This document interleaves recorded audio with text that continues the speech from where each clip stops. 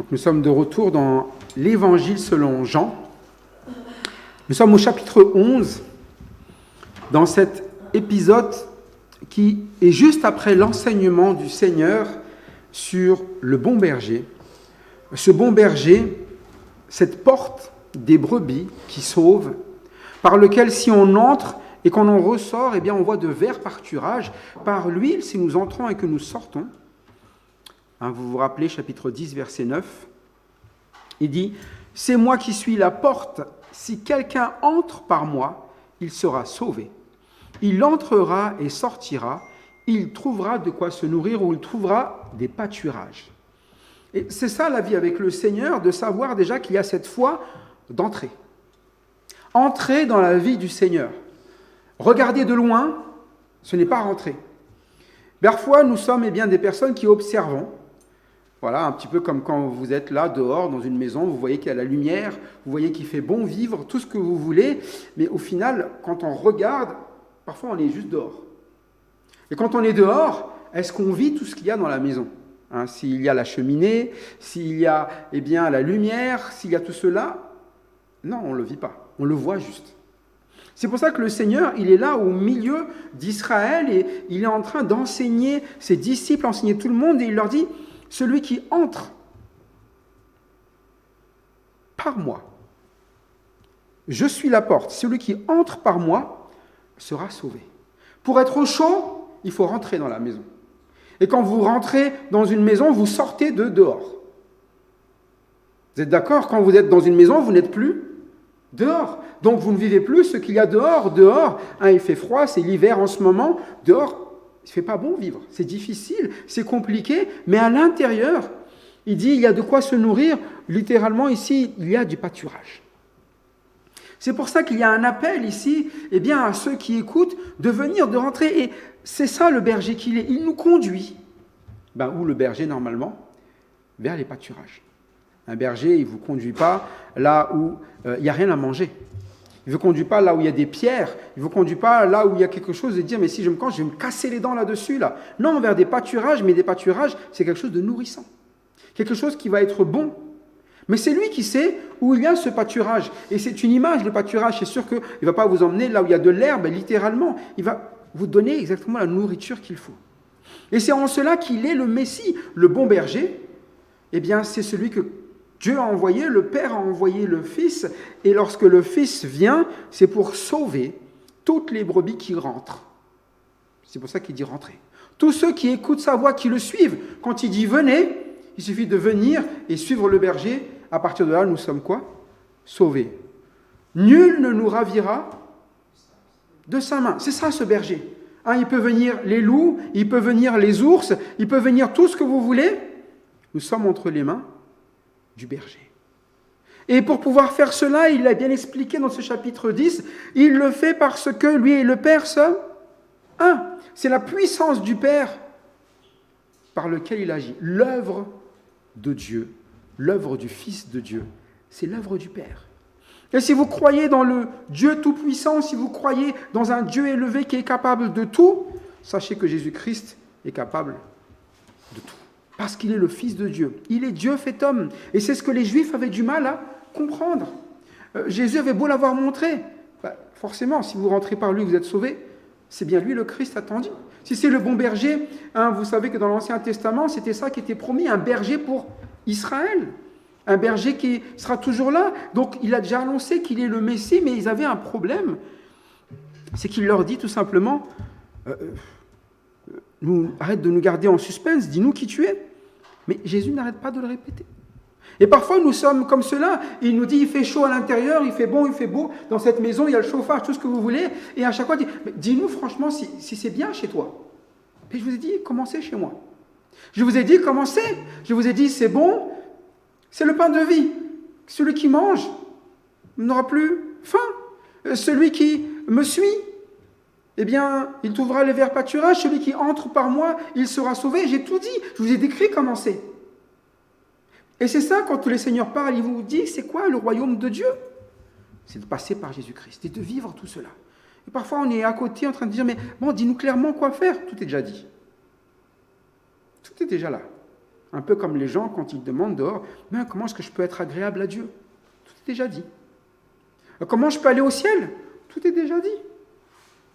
Qui est le Messie? C'est déjà dit. Et lorsque on arrive dans ce chapitre 11, eh bien, il montre, justement dans son ministère terrestre, comment il s'occupe de ces brebis. Ces brebis dont il connaît le nom. Parce que ici, vous avez bien des noms qui sont bien cités, des personnes dites comme aimées de Jésus.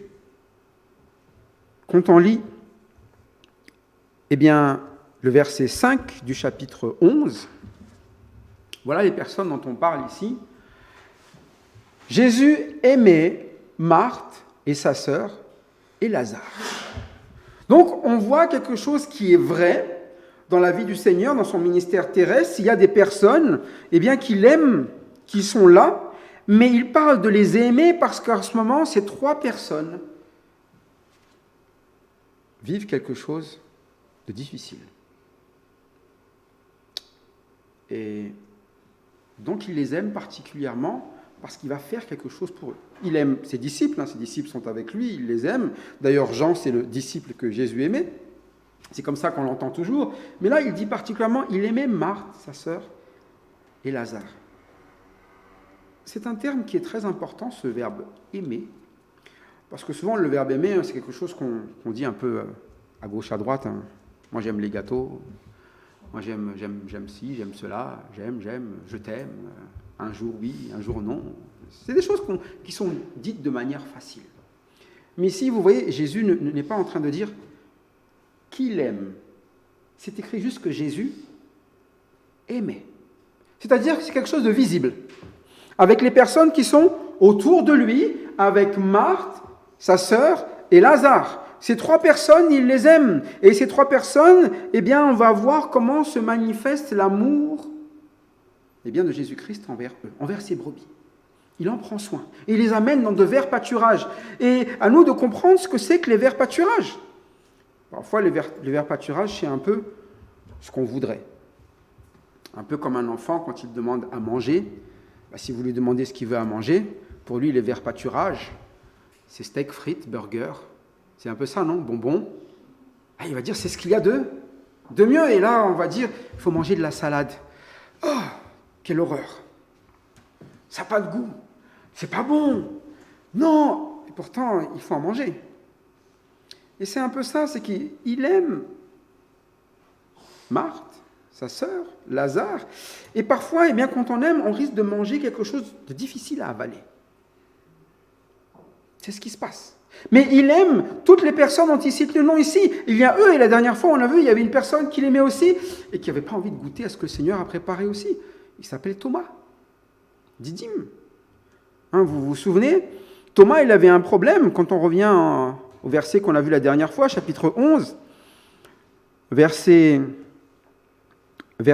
16, quand Jésus va annoncer, on va en Judée d'abord, on va lire le verset 8, 7 et 8, d'abord, le contexte, qui dit, donc Jésus dit ensuite aux disciples, retournons en Judée, verset 8, les disciples lui dirent, Rabbi, les Juifs tout récemment cherchaient à te lapider, et tu retournes en Judée. Et conclusion de Thomas, verset 16, après avoir reçu l'explication et tout, de savoir que c'était pour aller voir Lazare, il dit, sur quoi Thomas, appelé Didyme, dit aux autres disciples, allons aussi, afin de mourir avec lui.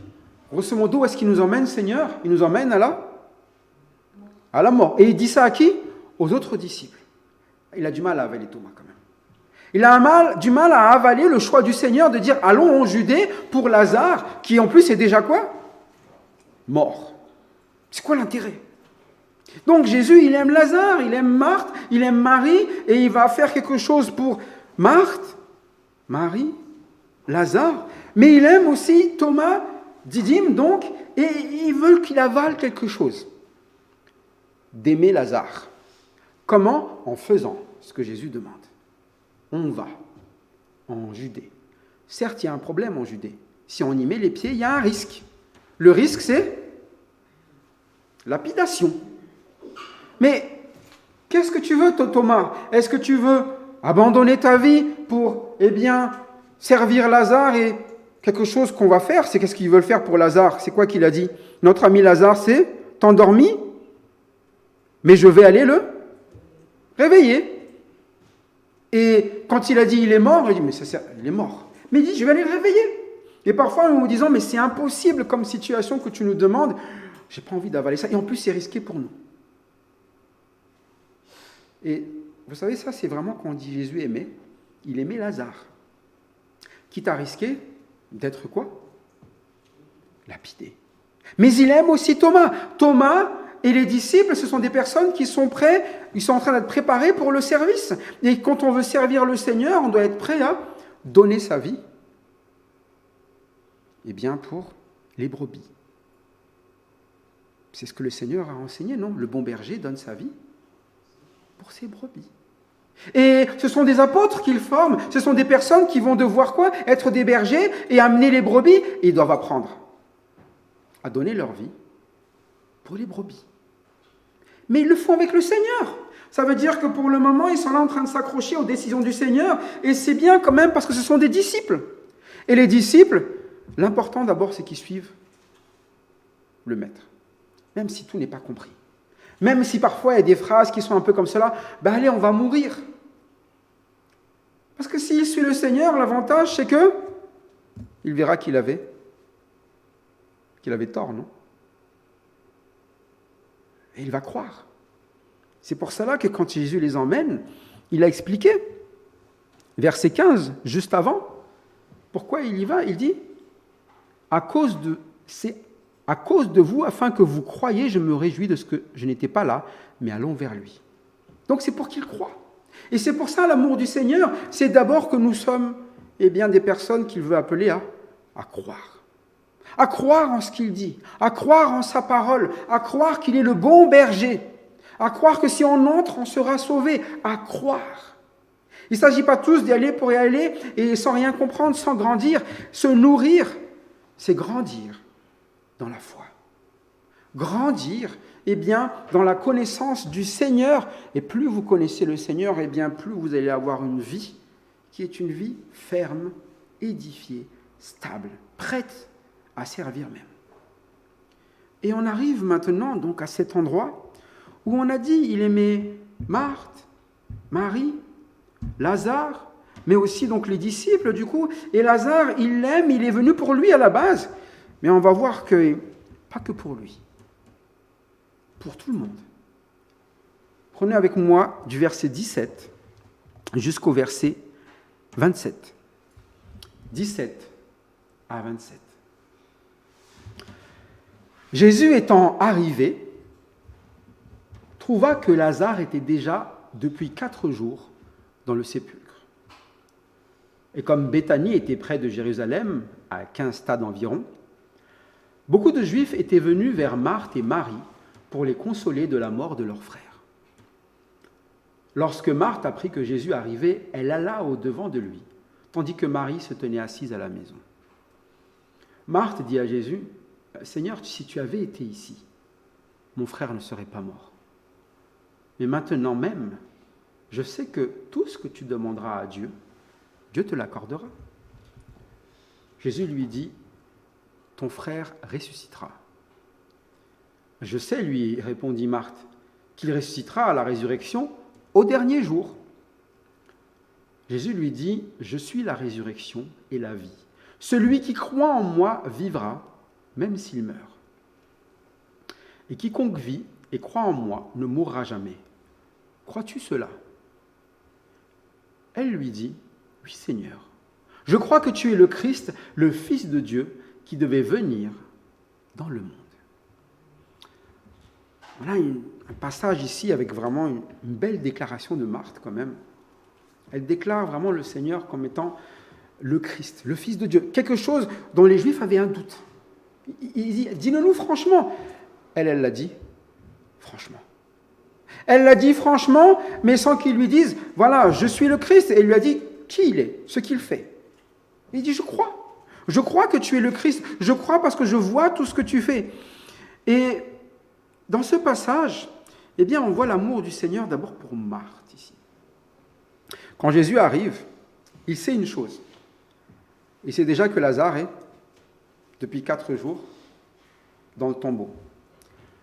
Normalement, la première chose que tu fais, c'est aller courir vers Lazare. Il est mort là, il faut se dépêcher de le ressusciter. Bientôt, ça fait déjà 4 jours. 4 jours, c'est mort. Hein. C'est fini. Hein. C'est-à-dire que ce n'est pas ça, l'urgence qui est là. Il aime Lazare, oui. Mais ça va d'abord commencer par quoi ici ? Eh bien, par Marthe et Marie. Avant d'arriver à Lazare, il va passer par Marthe et Marie. C'est Marthe et Marie qui l'ont appelé. C'est Marthe et Marie qui ont besoin d'être consolées. D'ailleurs, il y a tout le monde qui est là, qui essaie de les consoler. Et elles sont vraiment tristes. Et il y a beau avoir tout le monde dans la maison, ça n'enlève pas la douleur. Hein, vous voyez bien, ils ne sont pas loin, ils sont à 3 km de Jérusalem, 3 km de Jérusalem, en Béthanie. Et il y a beaucoup, dit le verset 19, beaucoup de Juifs étaient venus vers Marthe et Marie pour les consoler de la mort de leur frère. Donc vous voyez qu'il y a ce temps où les gens viennent quand même, il y a la compassion des gens, les gens ont de la peine, beaucoup de Juifs sont là, mais ça ne leur enlève pas quand même le poids du problème. Parfois, nous aimerions faire beaucoup de choses pour les gens autour de nous. C'est vrai, hein ? Parfois, nous avons des gens que nous aimons, on aimerait régler leurs problèmes de plein de façons. Mais ça ne marche pas. La consolation, c'est quelque chose où nous sommes là pour un temps, nous allons souffrir avec les personnes, c'est vrai, c'est important, mais la solution va venir du seul capable de le ramener. Mais c'est quand même une bonne chose, tout le monde est autour de Marthe et Marie, il y a beaucoup de monde, ça veut dire que ce sont des personnes aussi qui sont quand même considérées autour. Considérées, ça ne veut pas dire riches, vous savez, c'est que les gens les connaissent, les gens s'attristent quand même avec eux, donc ils ont quand même une vie, pas des personnes, oh, j'ai pas envie d'aller les voir, les gens viennent les voir. Mais Marthe, Marie, ils n'ont pas l'air vraiment de réagir sur ce sujet. Il y a juste Marthe qui va réagir à un moment donné. Et c'est le verset suivant. Et c'est ce qu'on reconnaît quand même de Marthe. Lorsqu'elle a appris que Jésus arrivait, eh bien parfois quand vous êtes effondré, vous êtes un peu comme Marie, sous le choc. Mais vous avez aussi Marthe. Parfois, vous savez, on connaît souvent l'histoire de ces maris qui avaient la bonne part et Marthe agitée souvent. Mais là, c'est un peu le contraire. C'est Marie qui est assise. C'est vrai. On peut se dire, elle est tranquille, Marie. Non, mais Marthe, elle s'est levée, elle dit non, il y a le Seigneur. Est-ce qu'elle était au courant, Marie ? En tout cas, lorsque Marthe a appris que Jésus arrivait, ils étaient ensemble, et il dit quoi ? Elle est là au-devant de lui, tandis que Marie, elle restait assise à la maison. Il y a un temps quand même quand le Seigneur vient, qu'on a besoin de consolation, qu'on a besoin de vivre autre chose que ce qu'on vit aujourd'hui, il faut aller là où il y a la solution. Et Marthe, elle le savait quand même. La solution, elle est où ? Auprès de celui qui arrive. C'est lui qu'on attendait. Et quand il va arriver, eh bien c'est vrai qu'elle aura quand même sa peine. Et vous allez voir que, on va lire le verset 21, et on va lire ensuite le verset 32.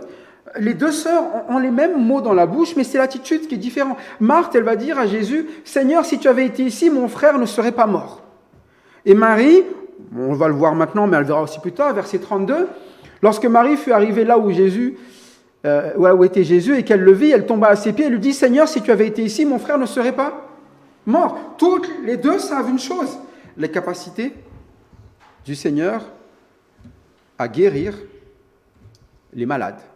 C'est quand même quelque chose qu'on connaît. Parfois, notre foi, nous avons des choses que nous avons vues du Seigneur, que nous connaissons très bien, et dit normalement, c'est comme ça que fait le Seigneur. Le Seigneur, depuis qu'il est ici, quand on lui amène un malade, qu'est-ce qu'il fasse ? Il est guéri. Mais il n'était pas là. Et c'est ce que dit un peu Marthe, tu n'étais pas là. Pourtant, ils ont bien envoyé chercher Jésus, non ? Pendant qu'il était malade. Et vous vous rappelez ce que Jésus a fait ? Il n'est pas allé tout de suite. Il a fait quoi ? Il a attendu 2 jours. Il dit non, d'abord 2 jours. Il n'est pas pressé. Et Marthe lui dit, mais si tu avais été là, donc c'est un peu un reproche, que Jésus donc a fait un choix qui est comment? Mauvaise décision. Moi, je pense que tu aurais dû faire comme ça. Et ça, c'est parfois nous. Marthe, elle a cette bonne attitude de voir le Seigneur, mais elle vient déjà avec ce que le Seigneur aurait dû faire. Parfois, on est comme ça. Vous savez, on vient devant la parole de Dieu et on a quelque chose en tête, on se dit, je vais chercher le verset qui va appuyer ce que je pense dans la tête. Et je vais dire au Seigneur, voilà, tu vois dans ta parole, mais j'avais déjà dans la tête une idée de ce qu'il fallait faire. Juste que je cherche. Comment? Si tu avais été ici, tu vois là, la dernière fois, tu avais guéri un malade. Tu vois, c'est ça que je voudrais que tu fasses maintenant. Et parfois, c'est notre façon de faire, mais nous n'attendons pas plutôt. Qu'est-ce que le Seigneur va faire? Et Marthe et Marie étaient pareils. Et vous savez, Jésus aimait Marthe, Marie et Lazare. Et quand on aime quelqu'un, on souhaite le nourrir, le faire grandir, et ce sont ses brebis. Que ce soit Thomas, que ce soit Marthe, Marie, Lazare, ils ont quelque chose qu'ils vont avoir. Mais Marthe, elle a déjà quelque chose.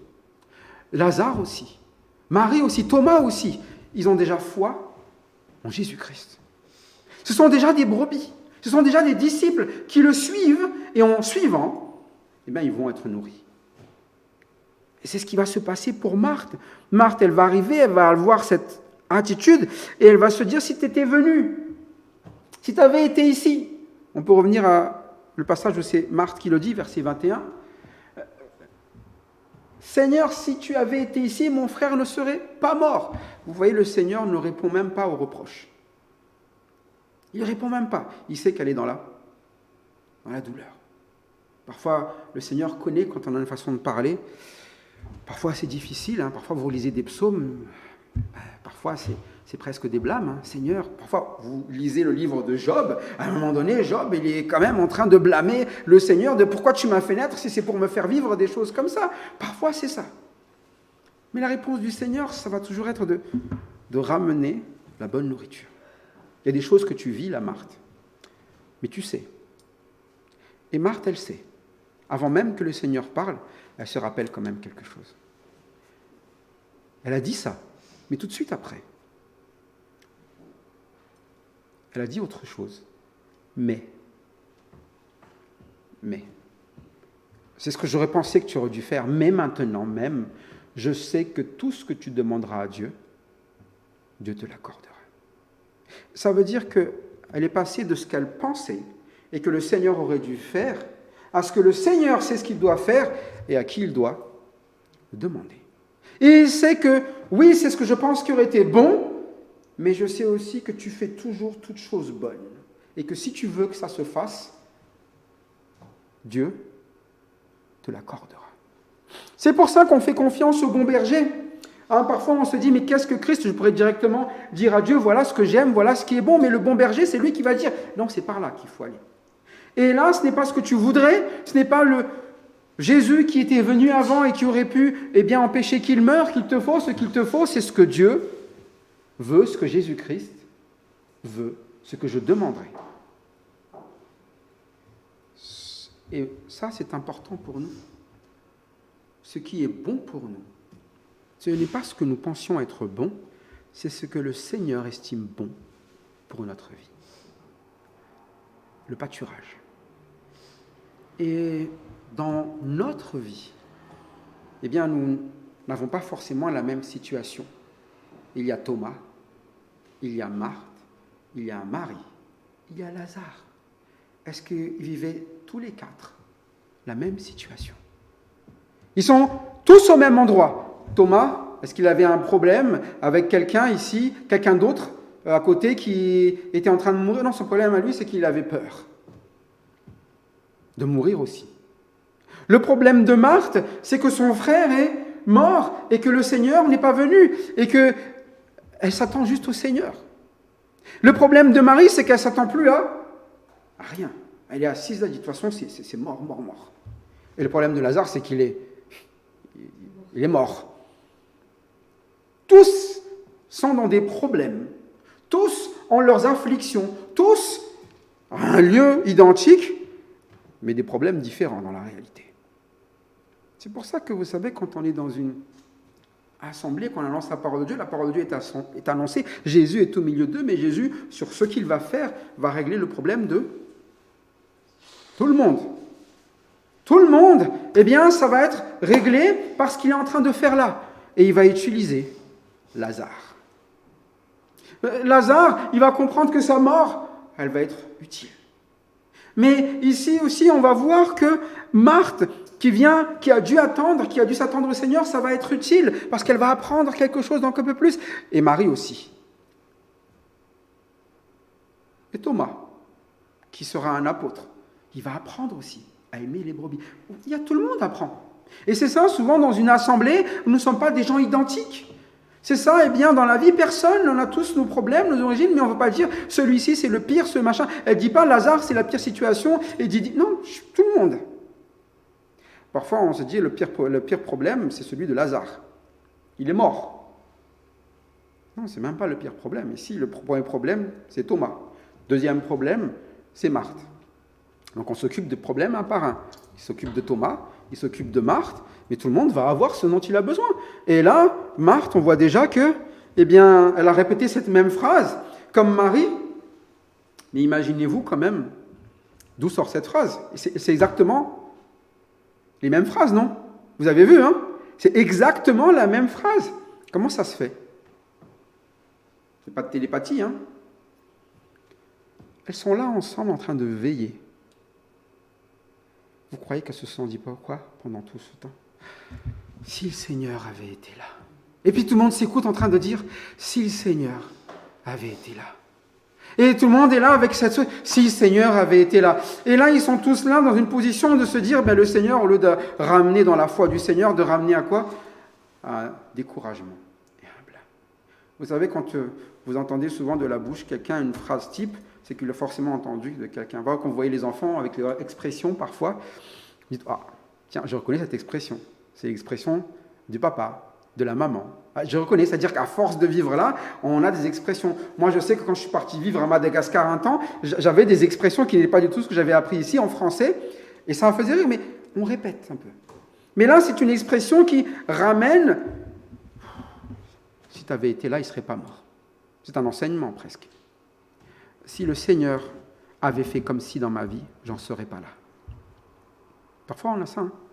Pourquoi le Seigneur m'a fait venir ici? Pourquoi le Seigneur m'a partagé? Pourquoi? Si. Mais Marthe, elle a compris une chose. Mais, on enlève tout ça là. Tout ce temps-là où on était là en train de ruminer, de parler de ce problème, si, le Seigneur, maintenant il y a la réalité. Maintenant, il est là. Et oui, si, il avait été là, mais il n'était pas là. Ah, ça ne sert à rien les si, hein. Souvent, c'est ça avec nos vies, c'est les si. Si tu avais fait si ça, si cela, si cela, si cela. Ça, c'est nos vies. Avec des si, on referait tout Paris, hein, c'est l'expression. Plein de si. Mais ça ne sert à rien, les si. Ce qui importe, c'est la réalité, maintenant même. Ce n'est pas vos décisions que vous n'avez pas prises hier. Ce n'est pas vos attitudes d'hier le problème. C'est l'attitude d'aujourd'hui. Maintenant, qu'est-ce que je fais quand le Seigneur est devant moi? Eh bien, Marthe, elle a quand même eu l'attitude qui est bonne. Elle est partie au-devant du Seigneur. Elle lui a dit c'est si, mais tout de suite, avant même que le Seigneur parle, elle a dit mais. Elle s'est corrigée toute seule. Mais tu es là. Et comme tu es là, eh bien, ça la rassure un peu ou pas? Maintenant, je sais. Peu importe.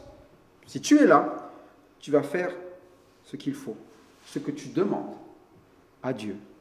Dieu te l'accordera. Donc, elle a tout laissé entre les mains maintenant de Jésus. Il est là. Et c'est un peu cela, quand vous entendez la parole du Seigneur, c'est maintenant. Et ce qu'il demandera dans notre vie, eh bien, il nous l'accordera. Si nous vivons ce qui est dans la parole de Dieu, il l'accordera maintenant. N'ayez pas de doute que si la parole de Dieu nous parle de repentance, de changement d'attitude et nous parle de paix, vous n'allez pas dire, ouais, mais j'ai déjà tout essayé, si j'avais fait cela avant, peut-être j'en serais pas là. Si, ne parlez pas de si. Dites juste, qu'est-ce qu'il me demande aujourd'hui? Si je le suis aujourd'hui, il se passera ce qui se passe aujourd'hui. Si je rentre, parfois des personnes peuvent discuter, c'est vrai que si j'avais accepté le Seigneur quand j'avais été plus jeune, je n'aurais pas fait ceci, cela. Bon, c'est vrai, hein. Mais maintenant, pourquoi tu ne l'acceptes pas aujourd'hui? Pourquoi tu ne le vis pas aujourd'hui? C'est aujourd'hui, c'est maintenant, si tu le sais. Et Marthe, elle avait cette attitude. Et Jésus va juste lui dire la réponse, verset 23. Ouais, tu sais ce que je vais faire? Jésus lui dit, ton frère ressuscitera. C'est court, hein? Qu'est-ce qu'il te demande alors? Elle a ça, elle est en train d'apprendre, elle s'est corrigée et elle a entendu cette phrase. Tout ce que tu demanderas, Dieu te l'accordera. Et qu'est-ce qu'il dit? Ton frère ressuscitera. Mais il parle de maintenant. Hein? Oui. Mais qu'est-ce qu'elle comprend, elle? Verset 24, je sais. Hein, c'est les je sais. Je sais. Lui répondit Marthe, qui récitera la résurrection au dernier jour. Là, Marthe, elle a sorti ce qu'elle a déjà reçu comme enseignement, sûrement. Elle sait qu'à la fin, il y aura une résurrection. Mais pourtant, le Seigneur a dit maintenant. Quand elle est venue, elle a dit, je sais maintenant. Et parfois, vous savez, on connaît quelque chose du Seigneur, mais on ne s'attend pas à ce que ce Seigneur fait aujourd'hui. Quand vous ouvrez la parole de Dieu, on dit, crois au Seigneur Jésus et tu seras sauvé. Et souvent, nous, quand on parle de sauver, c'est j'irai au ciel. C'est vrai, hein? Au dernier jour. Nous, on croit au dernier jour où on sera au ciel et tout. Mais le salut commence quand? Dans le dernier jour? C'est maintenant. Est-ce que, une vie de ressuscité commence maintenant ou commence au dernier jour? Parce que si ça commence au dernier jour, ça veut dire qu'aujourd'hui, je vais vivre comme je vivais hier, hein, avec des si. Ah, si je t'avais connu avant, si, etc. Si, non, c'est aujourd'hui. Et tu ne vas pas attendre, comme certains se disent, ouais, sur mon lit de mort, là, j'accepterai le Seigneur. Mais en attendant, tu vivras sans le Seigneur. Pourquoi attendre? Pourquoi des si? Et en plus, les si, souvent, c'est souvent des choses c'est des plans qui ne se font pas. Hein. Ah, si je fais ça, si je fais ça, mais fais. Mais aujourd'hui, qu'est-ce qu'il fallait faire? Écoutez ce qu'il demande aujourd'hui. Ton frère ressuscitera. Mais elle avait besoin d'apprendre, Marthe, elle connaissait déjà beaucoup de choses du Seigneur. Elle savait, c'est belle doctrine, hein, ici c'est très propre, hein, il ressuscitera à la résurrection au dernier jour. Elle est très au courant de comment ça se passe à la fin. Elle maîtrise bien tous ces enseignements-là, mais la question c'est, est-ce que tu le crois vraiment? Ou est-ce que tu le crois qu'un jour ça se passera? Mais est-ce que tu le crois que c'est quelque chose qu'on peut vivre maintenant? Et Jésus est physiquement là. Et physiquement là, il peut faire physiquement ce qu'il a fait avec les autres. Physiquement, il y avait les boiteux, les malades, il les a guéris. Il n'a pas guéri les boiteux et les malades qui se trouvaient aux États-Unis ni au Japon. Hein. Il a trouvé ceux qui se trouvaient où? À côté de lui. Et Marthe, Marie, Lazare, Thomas, ils sont tous à côté de lui et ils peuvent vivre quelque chose de plus avec lui qui est présent là physiquement. Il dit quoi? Verset 25, il l'enseigne. Jésus lui dit, je suis la résurrection et la vie. Celui qui croit en moi vivra, même s'il meurt. Encore un je suis. Je suis la porte. Celui qui entre sera sauvé. Je suis le bon berger. Celui qui me suit, quoi? Il ira vers un pâturage. Et il a dit, je suis la lumière. Celui qui me suit ne marchera pas dans les ténèbres. Et là, il répète, je suis la résurrection et la vie. Celui qui croit en moi vivra même s'il meurt. Mais est-ce que c'était déjà vrai du temps physique? Est-ce que les gens qui le suivaient étaient bien nourris? Ils étaient bien enseignés? Ils avaient de quoi manger? Est-ce que ceux qui le suivaient vraiment, ils ne marchaient plus dans les ténèbres mais dans la lumière? Oui, parce qu'ils sont en présence du Seigneur. Le Seigneur leur montre comment vivre. Le Seigneur leur donne sa vie. Le Seigneur partage sa vie avec eux tous les jours, physiquement parlant. Et c'est le ministère physique. Et tout ce qu'il fait physiquement, il va le faire. Tout ce qu'il peut faire spirituellement, dans sa présence physique, il le fait physiquement. C'est pour ça que parfois on ne comprend pas pourquoi est-ce qu'il faisait ça avant et pas maintenant. Physiquement, il était là. Il fait tout physiquement, comme spirituellement. Il n'y a pas de décalage entre bien l'esprit de Jésus-Christ et Jésus-Christ. Les deux, lorsqu'il vient en chair, Dieu fait chair et il fait ce que Dieu fait. Il lui ramène quoi? Même à la chair, il peut ramener la résurrection et la vie. La résurrection n'existe que s'il y a mort. C'est pour ça qu'il aime Lazare. Il va utiliser Lazare pour tout le monde ici, pour cet enseignement. Même à mort, physique. Si physiquement Jésus est là, il peut quoi? Le ramener à la vie dans son corps. Et je dis bien dans son corps, pendant que Jésus est là. Parce que vous savez quand même que Lazare, quand Jésus partira, il ne va pas rester éternellement vivant dans son corps. Il va aussi un jour mourir. Mais c'est surtout important que les gens comprennent la capacité de Jésus-Christ de voir vraiment que c'est le Messie. Et qu'est-ce qu'il peut ramener dans notre vie? Il est la résurrection à la vie. S'il peut le faire physiquement dans notre corps, est-ce qu'il peut le faire dans notre âme, dans notre esprit, spirituellement? Est-ce qu'il peut nous donner cette vie éternelle en tant que résurrection et vie? Si vous la voyez dans sa vie physique, vous le verrez dans la vie spirituelle. Il dit quoi? Celui qui croit en moi vivra, même s'il meurt. Ce n'est pas maintenant que Lazare va croire. Lazare est déjà mort. Mais Lazare avait déjà cru. C'est pour ça qu'il connaissait, c'était sa brebis. Tout comme Marthe. Est-ce que Marthe a cru?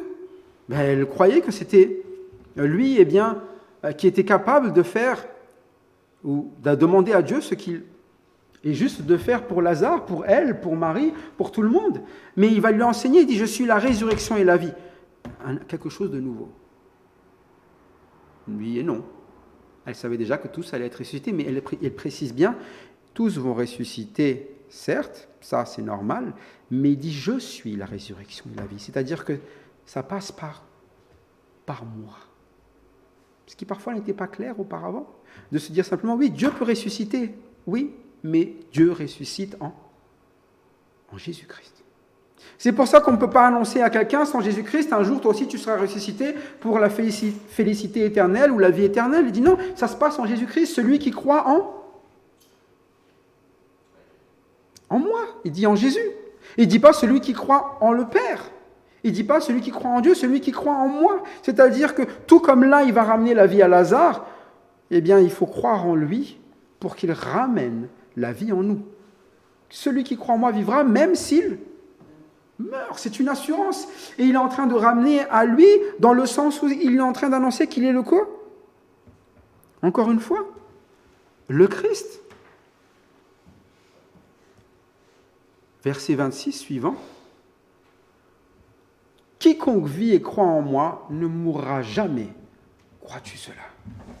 Donc là, il amène une portée beaucoup plus lointaine que la mort physique. Jamais. Crois-tu cela? Il rappelle en moi, de sorte que nous ne soyons pas des personnes qui cherchons à croire autrement. Et c'est pour ça qu'il aime Marthe, il est en train de lui apprendre à avoir vraiment une pleine foi en ce que lui va faire. Peu importe quand, mais une chose est sûre, si tu crois en moi, tu ne mourras jamais. Est-ce que tu crois cela?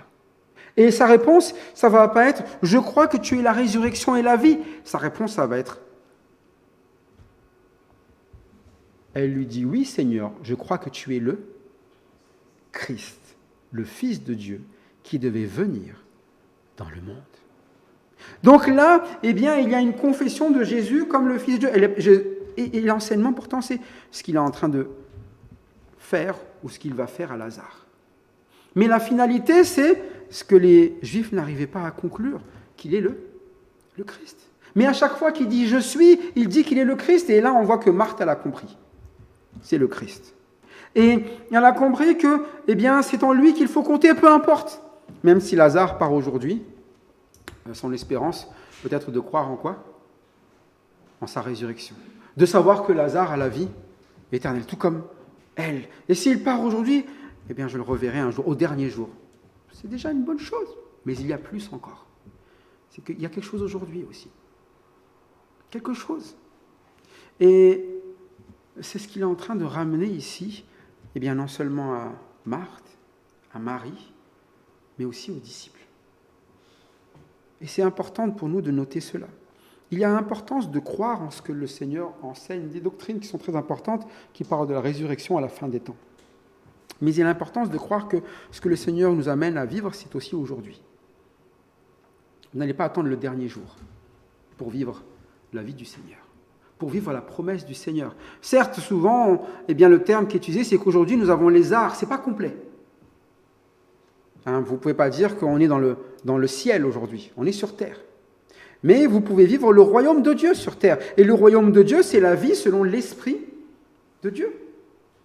Et c'est la vie avec le Seigneur Jésus-Christ. Et eux, à l'époque, ils étaient à côté de Jésus-Christ. Donc, en étant à côté de Jésus-Christ, ils vivaient tout ce que Jésus-Christ pouvait vivre. La résurrection, la vie, le pain de vie, la lumière, tout ça. En étant à côté, le terme de Jean, c'est ils vivaient grâce sur grâce. Mais nous, c'est encore mieux. Nous n'avons pas Jésus-Christ à côté, nous avons Jésus-Christ en nous. De sorte que ce n'est pas lui qui nous accompagne partout, ou plutôt le contraire, ce n'est pas nous qui le suivons partout, c'est lui qui est partout avec nous, où que nous allions. Mais à nous aussi de savoir ce qu'il veut, où est-ce qu'on va. On le suit quand même. Comme Thomas. Comme Marthe, on est prêt à renoncer à notre façon de penser, de parler, pour dire quoi ? Non, toi tu sais. Comme Lazare, parfois les situations, c'est mort. Et on n'a pas de solution. Il n'y a que le Seigneur qui peut nous en sortir. Comme Marie, on verra aussi pour la prochaine fois, Marie, elle est assise, elle a même du mal à s'attendre. Le Seigneur vient, elle ne sourcille même pas, elle ne s'attend même pas à quelque chose du Seigneur. On va voir que Marthe aura un rôle, c'est Marthe qui va l'appeler. Marthe va lui dire, le Seigneur t'appelle. Va le voir. C'est un encouragement à aller voir le Seigneur. Et il y a des situations comme ça, vous avez des personnes, ils sont tellement accablés qu'ils n'ont même plus la force de se lever. Et ça, c'est le devoir des sœurs, des frères, comme Marthe, qui est capable de se lever et qui a entendu, est capable de dire à Marthe, lève-toi et va le voir aussi. Et parfois, nous avons besoin d'amener les frères et sœurs à leur dire quoi ? Remets les choses devant le Seigneur. Écoute la parole du Seigneur. Toi aussi, va le voir. Moi, j'étais allé le voir, et j'ai compris maintenant. J'ai compris qu'il est la résurrection et la vie, et que si quelqu'un croit en lui, il ne mourra jamais. Alors arrête d'être dans cet état. Parfois, il y a besoin. Et c'est ça, souvent, on oublie que Marthe, c'était une personne quand même qui avait vraiment cette connaissance du Seigneur et qui comptait dans le Seigneur, ce que Marie n'a pas toujours fait. Mais Marie a autre chose.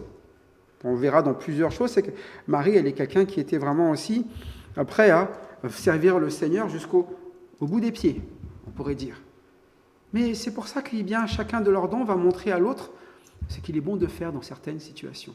Si Marie est une personne qui reste assise, elle est aussi celle qui fait partie de ceux qui sont assis et qui sont capables d'écouter. Et Marthe fait partie de celles qui sont prêts à s'attendre au Seigneur et se lever pour aller quoi ? Aller le voir quand quelque chose ne va pas. Peu importe qui et comment, l'important c'est que nous fonctionnons comme des frères et sœurs, qui sont capables de faire ce que le Seigneur nous a donné dans notre vie, pour le soutien de tout le monde. Et c'est ce que le Seigneur enseigne ici. C'est un bon berger. Non seulement il nourrit ses brebis, mais il est en train d'utiliser chaque brebis pour le bien de tous. Chaque brebis apprend à faire ce qui est bon pour tous. Les disciples, Marthe, Marie et Lazare aussi, même malgré lui, parce qu'il ne sait pas trop il fait ce qu'il a à faire, mais il attend au Seigneur, et c'est le Seigneur qui va faire les choses. Mais on voit que quand c'est le bon berger qui dirige, il y a toujours à tirer pour tout le monde. Lorsque nous ne nous laissons pas diriger, c'est là que les problèmes viennent, ou que nous n'avons pas part à ce que le Seigneur veut donner à tout le monde. Que le bon berger donc dirige la vie de chacun d'entre nous, nous dont il connaît le nom, et que vous laissez simplement faire son œuvre. C'est lui qui est la résurrection et la vie, c'est lui qui est le bon berger, c'est lui qui est la porte, c'est lui qui est la lumière, c'est lui qui est le pain de vie, que vous laissez être ce qu'il est dans votre vie, afin de vous amener à la vie de son royaume chaque jour. À lui seul la gloire.